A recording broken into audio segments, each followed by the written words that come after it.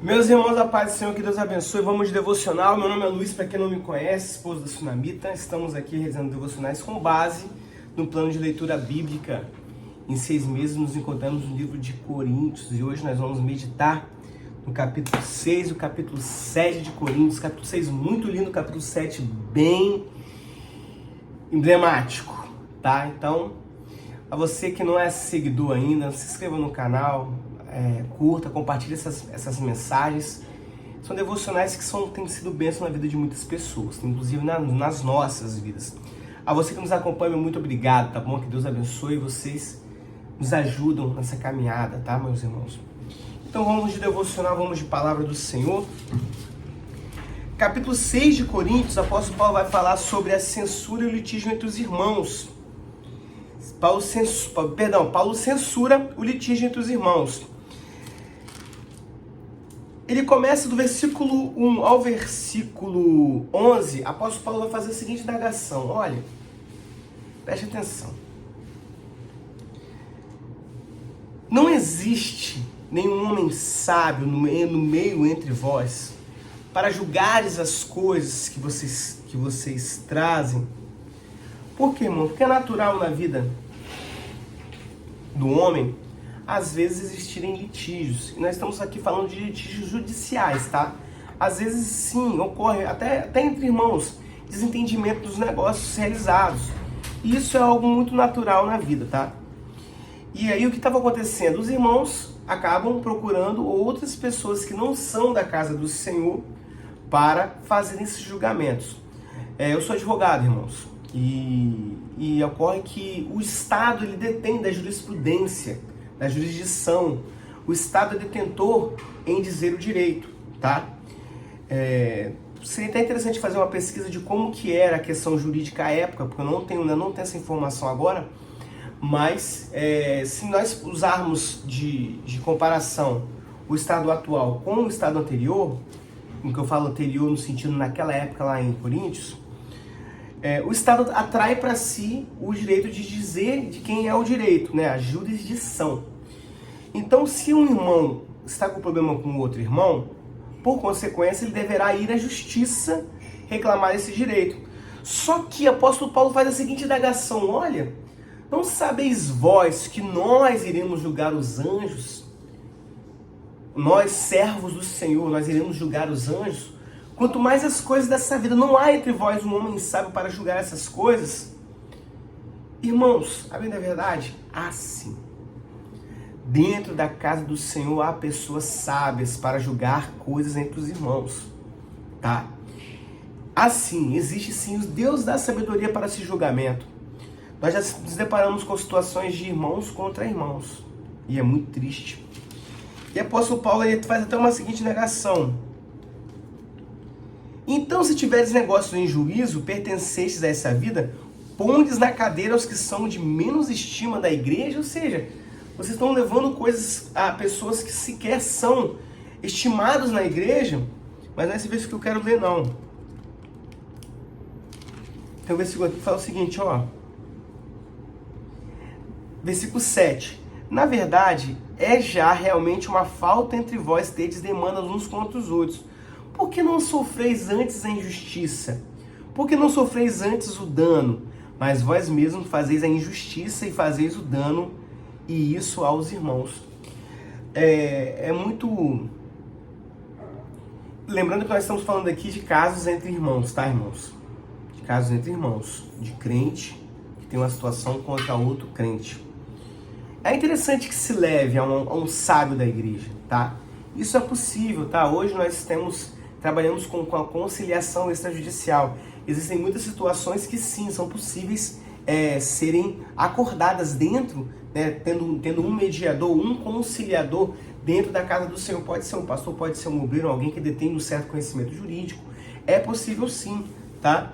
E aí, mas o apóstolo Paulo faz a seguinte indagação: não é melhor sofrer o prejuízo? Não é melhor sofrer o dano? Jesus ensina isso, né? Se alguém vier e te pedir a sua túnica, dê duas. Se alguém te pedir para você caminhar várias léguas, caminhe mais léguas. Mas lembrando que nós estamos aqui mencionando de coisas dentro entre irmãos, tá? Dentro da casa do Senhor. Do versículo 12 ao versículo 20, apóstolo Paulo vai falar que nós somos corpo, nós somos membros de Cristo. E aqui ele faz uma indagação muito complicada. Olha, não pequeis, né? Se abstenha da prostituição, tá? Versículo 14 fala bem o seguinte, versículo 14. Não, versículo 13 fala o seguinte: os manjares são para o ventre, e o ventre para os manjares. Deus, porém, aniquilará tanto um como os outros. Mas o corpo não é para a prostituição, senão para o Senhor, e o Senhor para o corpo. Então aqui ele começa a indagar as coisas. Ele fala o seguinte: olha, não sabeis que o que se ajunta com a meretriz faz um corpo só com ela? Porque serão, disse, dois numa só carne, mas o Senhor se ajunta com o Senhor e é o mesmo Espírito. Foge da prostituição, foge. Todo pecado que o homem comete é fora do corpo, mas o que se prostitui peca contra o seu próprio corpo. Ou não sabeis que o vosso corpo é o templo do Espírito Santo de Deus, que habita em vós, proveniente de Deus, e que não sois vós de vós mesmo, porque nós somos comprados por um alto preço. O apóstolo Paulo aqui faz a seguinte indagação: fuja da prostituição. Por que ele está falando isso? Porque no capítulo na frente nós vamos falar sobre casamento. Então fuja da prostituição. Porque o nosso corpo é templo do Espírito Santo, né? E nós fomos comprados por um alto preço. E o versículo 12 fala, é muito emblemático, fala o seguinte: olha, todas as coisas me são lícitas, mas nem todas as coisas nos convêm. Todas as coisas me são lícitas, mas eu não me deixarei dominar por nenhuma. Irmãos, é muito bom lembrar que a igreja de Corinto era uma igreja que estava numa cidade muito próspera, era um centro ali, né? A igreja de Corinto. Corinto era uma capital e tinha muita gente, muitas coisas, muita idolatria, muita prostituição, tá? E então ele tinha que abordar esses pontos aqui. Nós vivemos hoje numa situação muito semelhante a Corinto, tá? Com muita imoralidade sexual, tanto que no capítulo anterior nós vimos que o apóstolo Paulo exorta a igreja a disciplinar, a educar um menino que havia tido relações sexuais com a mulher do seu pai. Então essa era a situação. Então o apóstolo Paulo fala o seguinte: olha, não fugir da prostituição. O nosso corpo é templo do Espírito Santo. Nós devemos que guardá-lo, tá? Nós devemos tomar conta desse corpo, tá bom?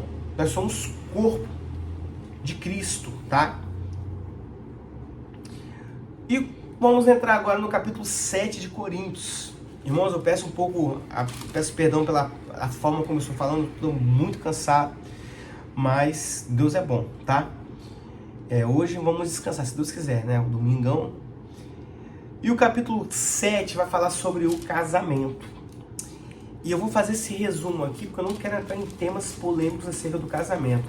É muito importante a você que está congregando em uma igreja procurar o seu pastor, se orientar acerca do casamento, tá?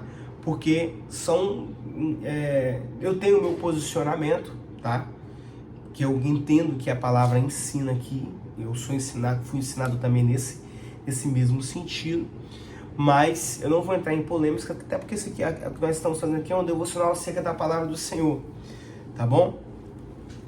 Mas é um tema muito importante. E apóstolo Paulo, já vou trazer um tema muito importante à bala. Apóstolo Paulo fala o seguinte: olha, queria que ninguém casasse, que vocês fossem igualzinho a mim. Apóstolo Paulo fala que ninguém casasse, cada um, né, ficasse da forma que está. Mas como tem gente que não vai se aguentar, né, não vai ter essa resistência, então é melhor vocês casarem, tá? Casem-se, porque é melhor casar do que se abrasar.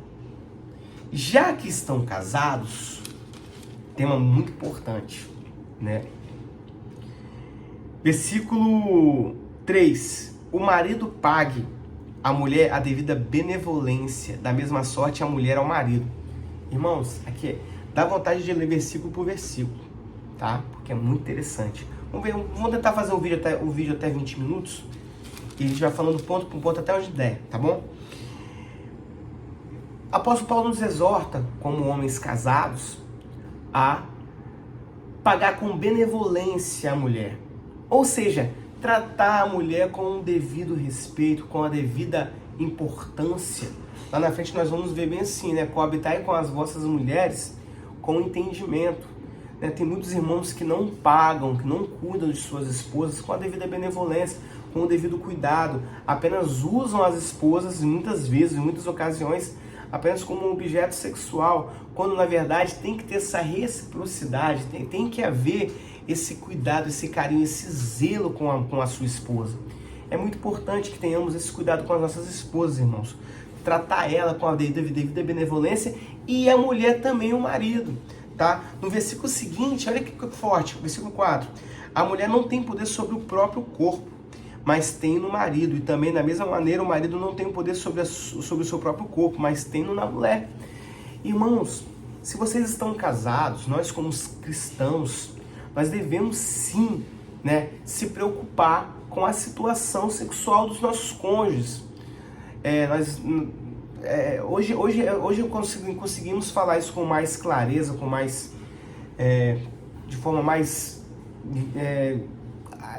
clara, mas antigamente não era feito isso. Então assim, a mulher também, irmãos, a mulher também tem a sua necessidade sexual. A mulher que ela não tem a sua satisfação sexual no casamento, ela se frustra, vira uma mulher frustrada, vira uma mulher amarga, uma mulher ranzinza, uma mulher que, infelizmente, ela tem essa decepção em sua vida, tá? E o homem, por si só, tem aquele desejo sexual que é patente ao homem, de querer ter sempre relações sexuais. A mulher já não é assim.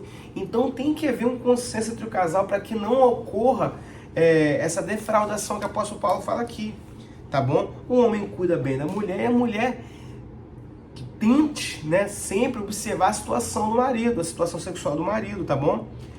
E versículo 5 fala o seguinte: não vos defraudeis uns aos outros. Não defraude, né? A não ser por causa de oração, e tem que ter consenso. Para que nós não venhamos a ser tentados, porque essa questão sexual é uma questão que o inimigo usa muito para tentar destruir a vida do casal, tá bom? 6. Digo, porém, isso como que por permissão e não por mandamento. E aí fala no versículo 7 que queria que todo mundo, né? Porque queria que todos os homens fossem como eu mesmo, mas cada um tem de Deus o seu próprio dom. Ou seja, o apóstolo Paulo reconhecia que nem todo mundo conseguiria ser igual a ele. Ele fala que as viúvas seria melhor não casar, mas se não conseguir ficar sem marido, case novamente, mas seria bom que não casasse. Ele fala o seguinte, que a mulher não se aparte do marido, tá? A mulher não se aparte do marido.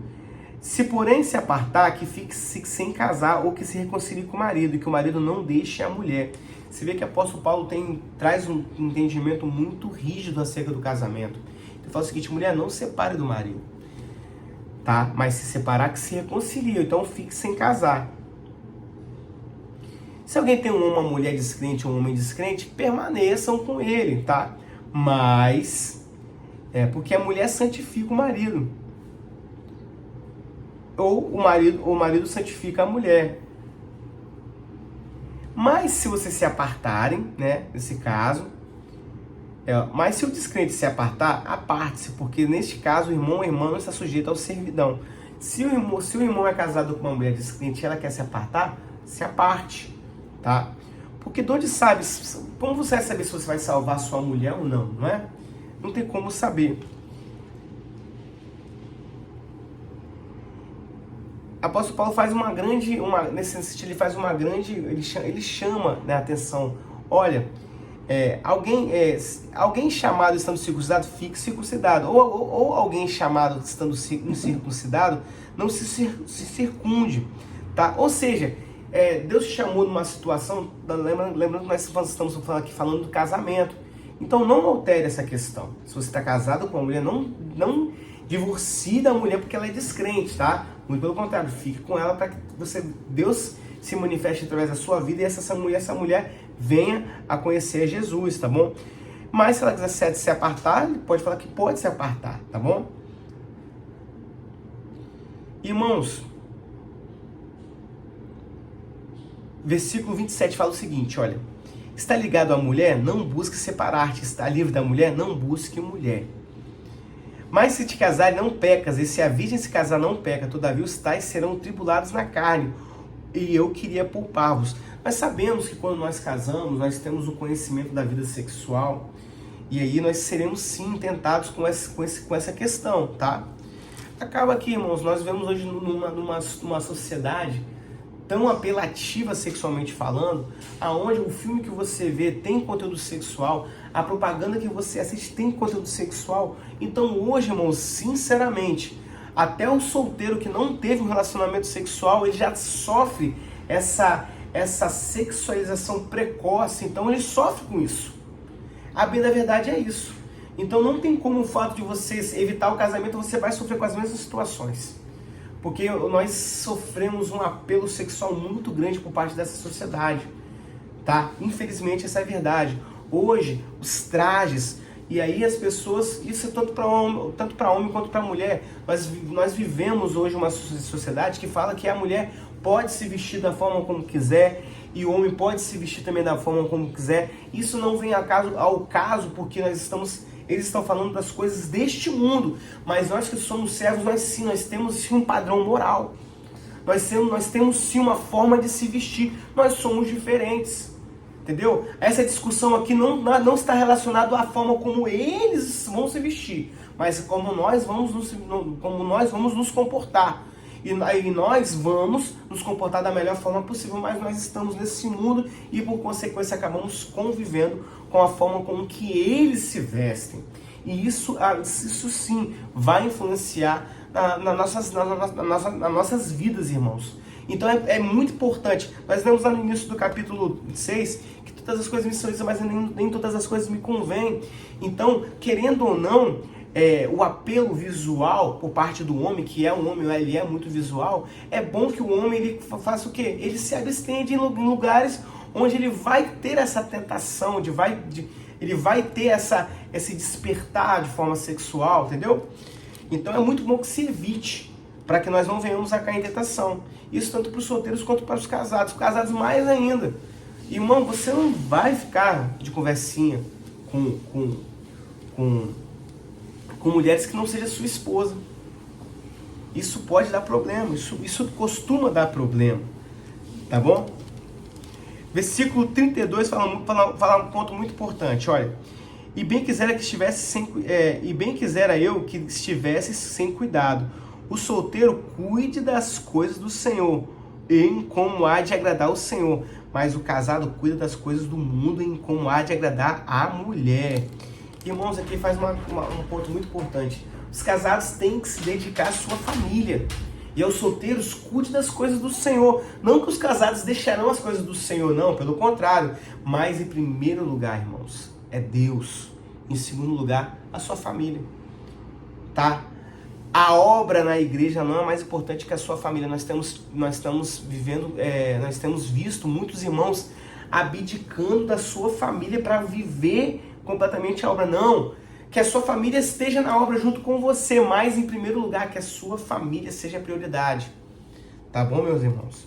Que a sua família seja a prioridade. Eu vou encerrar por aqui, para nós não entrarmos em polêmica, tá bom? Que Deus abençoe, que Deus fale mais no seu coração. Mais bem-aventurado se ficar Será, porém, mais bem-aventurado se ficar assim, segundo o meu parecer, e também o cuido que tem o Espírito Santo. Irmãos, eu vou ficar por aqui. Com esse versículo aqui, olha. De sorte que o que dá em casamento faz bem, mas o que não dá em casamento faz melhor. Palavra de apóstolo Paulo, irmãos. Meu Deus! Irmãos, eu preferi casar. Eu sou casado para a glória do Senhor, sou feliz no meu casamento, que os irmãos, é muito importante falar isso, tá? Não quero despertar aqui, né, levante contra a minha vida, contra o meu casamento. Peço a oração dos irmãos, mas para a glória de Jesus, casamento é bênção, tá? Eu acredito que eu tenho o Espírito Santo, não quero me comparar ao apóstolo Paulo, mas casamento é bênção. Mas sim, nós sofremos sim tentações. É sim, não é fácil. Não é fácil, mas é bênção, é coisa linda.